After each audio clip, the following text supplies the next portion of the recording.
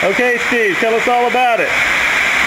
Well, we got caught in a big downpour, so we're taking a break under the Wilson Road Bridge. And look at it coming down. So you can see if you were to throw even just a cigarette butt out of your car window onto the road, on the bridge or anywhere near here, it could get washed right down into the river through those downspouts behind me and pollute the river. So keep your garbage in your car and dispose of it properly. So this is the Davidson River coming straight out of Pisgah National Forest, and sadly there is a dumpster in the middle of the river. But the farther you go upstream, the more beautiful this river gets. Beautiful trout fishing river, great recreation, and just beautiful wildlife.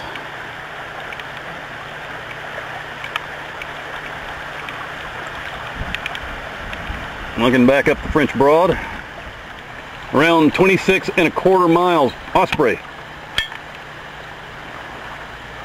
with a fish. Excellent sighting.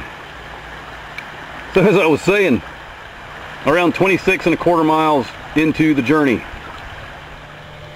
All right, Steve's coming down now from the Davidson River, and in the middle of the river, I'm not sure if you can see it on the film, but there's a very clear demarcation line between the very sediment-filled French Broad, about where Steve is, and the Davidson River, clear water coming out of the Pisgah National Forest. Major difference between a river that's gone through agricultural land and a river that's come through protected forest land. You can see that clearly in the different water qualities here. Okay, we're here on the French Broad just below the mouth of the Davidson River, and we've come to a site that was much more heavily polluted the last time I was on this stretch of the river in 1992. Upstream we passed the intake tower for the Acousta plant, which produced paper here in Pisgah Forest for many years. The plant's closed down now, and the stream you see here is actually the outflow from the sedimentation ponds. And when I paddled this section in the early 80s, there was a strong smell of the paper mill waste flowing into the river, and the smell continued downstream for miles, sort of like, hard to describe, kind of a chemical smell, kind of like a detergent runoff smell. And it continued and was very clear in the water, and the water was dark when it was entering the river as well. And so that's all cleaned up now, and you have a very small flow coming out because the plant's been closed for a number of years. And it's a really good thing, in my opinion, that the mill is closed now, and the river is not being polluted anymore. Right across from the creek that we just checked out, coming out of the old Acousta mill, there's this incredible erosional runoff that's just coming straight into the river. I'm not even sure where from, but I'm going to have to find this one out. I'm going to have to go and check it out on some aerial maps and see if I can determine the source of this.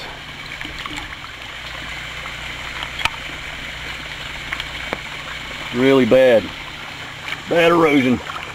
And this is one of the things that really messes up water quality on a river, when people don't care enough to take measures to stop erosion from their land. Just look at that. Look at the difference between the clean river and the erosion.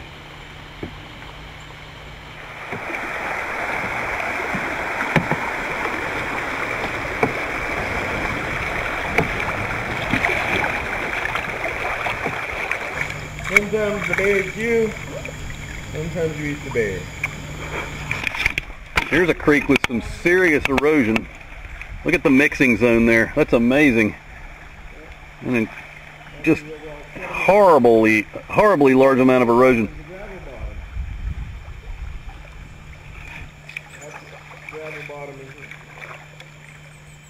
Michael found a possible otter den, and the reason we think this is an otter den is because, well, there's a lot of freshwater mussels strewn about the entrance of the hole that goes back up under this hill. And otters love to eat freshwater mussels.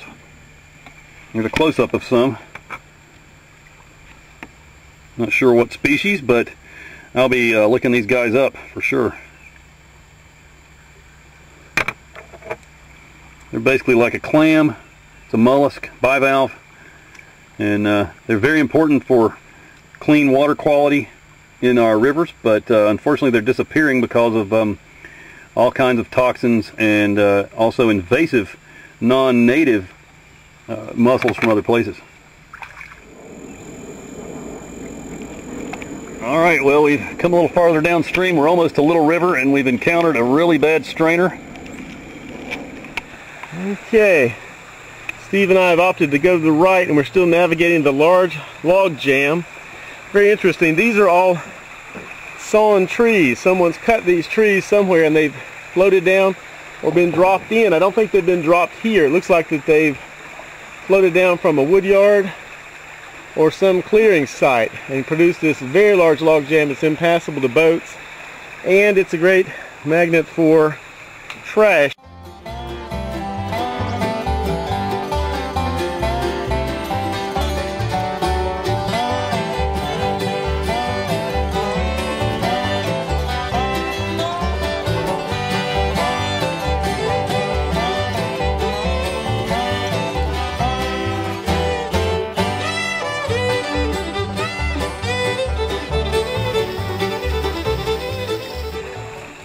Exciting.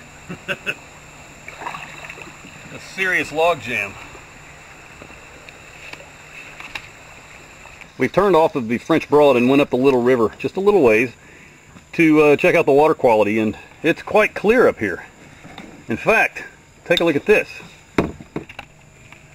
Coming out of the mouth of the Little River into the French Broad, you can look down into the Little River and see the bottom crystal clear. All around the boat there's a fish. I don't know if you saw that, but I did see a fish. But looking over at the French Broad, there is a definite difference between the Little River and the French Broad. It's like water and coffee mixing. Unbelievable. Look at this. I'm just right on top of the line between the two water bodies. So you can see that one of the main problems with the French Broad is erosion and sedimentation. Oh, look at that. There's another otter midden. This midden is a definite sign of otters. Otters will pile their leftovers, the shells, on central locations in the river, logs, sandbars such as this, mud bars. And look at this log covered in the remains of several freshwater mussels. Another great sign that the otters are coming back, and it's really nice to see otters come back to this river and to western North Carolina. They were reintroduced by the Wildlife Resources Commission maybe 20 years ago, I'm thinking, and they're making a great comeback. So to think that an otter who lives right here along the bank of this river swims down to the bottom, digs up some mussels, brings them up here, and then eats them right here on this little sandbar, right here where I'm sitting. That's just so cool. Really wish I could meet him. Look at all of them. They're everywhere.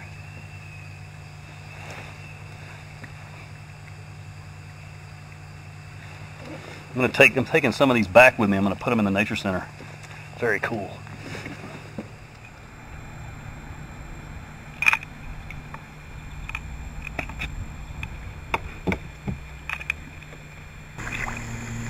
Well, we're within sight of our takeout point, the Blantyre access point, and we've had a great float.